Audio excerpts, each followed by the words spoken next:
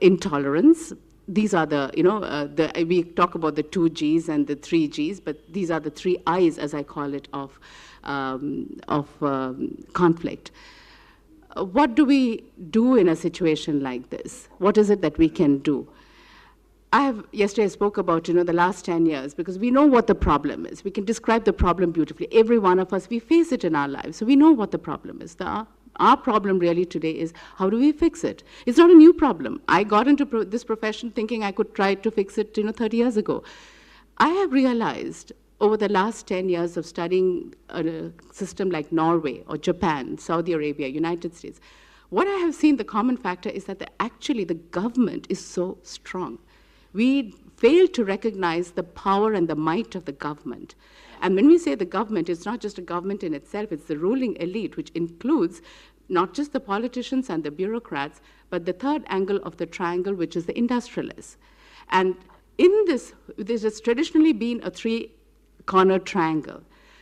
And this has always been, strong and corrupt and together. The nexus is very strong. When media, the judiciary, and the scientists also become part of this, we are then a terminally ill society. We have to recognize this. So what do we do? Today we are in that terminally ill society. I was never worried as long as this three existed, the triangle, the triad. It exists in all the countries.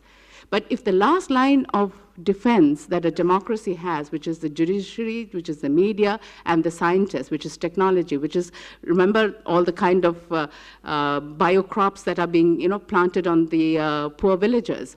When our scientists are also bought, then, or fraudulent research papers that are brought out by the scientists, then there is no hope. What can we do? We have to recognize that, yes, we have civic action, we have citizen power, but if we act just as little islands trying to do our little thing, it just doesn't reach the critical mass.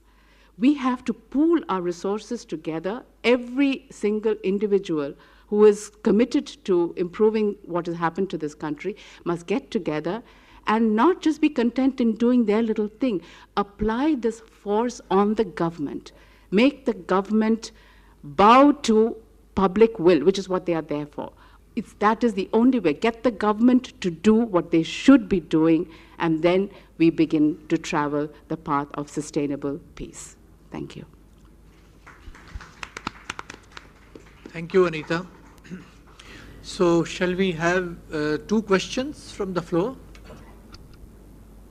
1 or 2? Anybody wants to say something? Any comment or any question?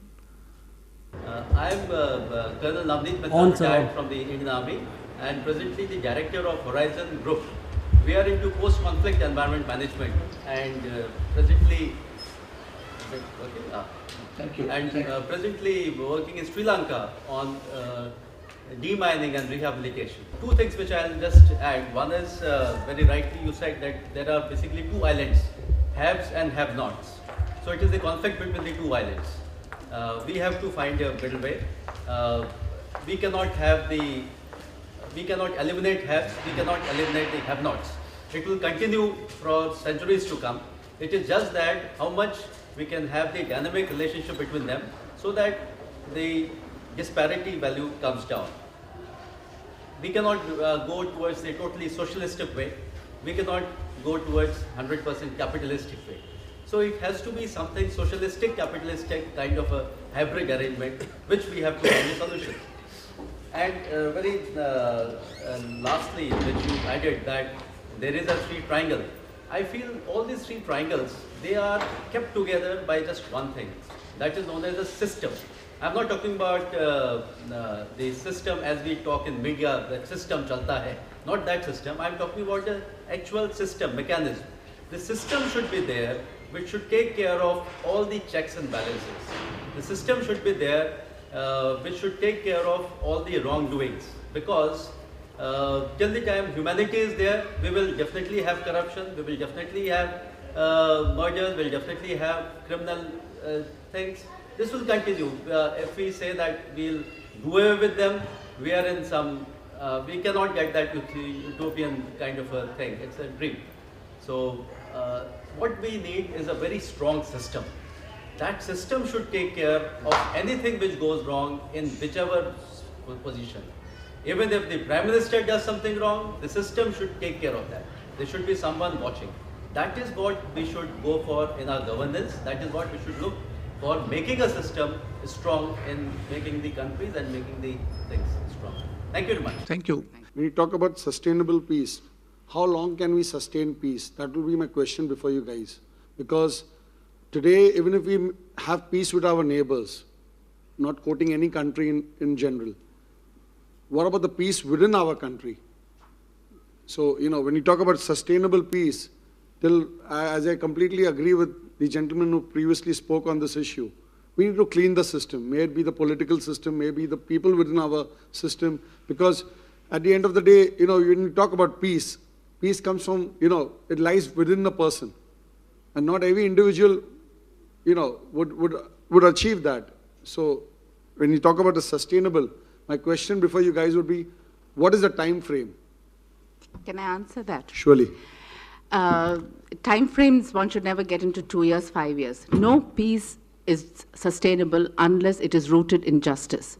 If there is no justice in that peace situation, it is not going to sustain itself. Conflict is endemic, it is natural, and there is nothing to be afraid of. It is something, we have conflict within ourselves, don't we? So even within one person, you can have two different voices in your head telling you different things. So it's nothing to be worried about. It's natural, it's normal, it's human. The question is, how do you deal with it? How do you manage this conflict? And here is where it's most important, is that any settlement, any situation, it should be a win-win situation. If it is a win-lose, which is what most settlements are, it's a matter of time whether the losing party regroups and tries to get its justice. So no settlement can last or is sustainable, no peace is sustainable unless there is justice for all and everybody comes out as a win-win, not as a lose-lose or a win-lose. Every conflict across the world, if you look at it, this is the magic bullet that can solve it. I would like to add to that. I would just like to add to that. I agree with Anita, and sustainable peace, I feel, is rooted not only in social justice, but also in all of us inherently in humanity. The reason I say this is because I have been involved with a lot of work right from the days of the Godhra riots. And I remember at that time, I actually lost a lot of friends because I heard them say the Muslims had it coming. And I was like, what are you saying? I mean, that's absolutely absurd, because why are you kind of generalizing an entire community? It's rooted, it's ingrained in us. I said it yesterday, I say it again. Citizen corruption is huge. I remember when 26/11 happened in 2008, a lot of people said we should go to war with Pakistan. Again, very petty thinking. Why should we go to war with Pakistan? Have the people of Pakistan declared war on us? No. It's a few vested interests in Pakistan, a few people who want power and money, who are greedy for that, who are at war with us. Not the people of Pakistan. I have very good friends in Pakistan who only want peace with India. Yeah? Okay, that is the second point. The third point which I want to make is, this is very important, especially for the NGO sector and the media. When Ajmal Kasab, some judge in Bombay said that we will execute him. And the world went into a frenzy, saying, let us execute Ajmal Kasab. I agree that he has done wrong. But the point is, when we walk out of a movie called Blood Diamond, I see people, with almost tears in their eyes, young boys, young girls, who say, oh, those poor child soldiers. Now, can you see Ajmal Kasab as a child soldier who's been brainwashed, drugged, and told to go and do the terror attack? I'm not saying he's done right. He's done absolute wrong. But a better punishment for him would be to convert him, and explain to him what peace means, and then teach him and make him a misal, make him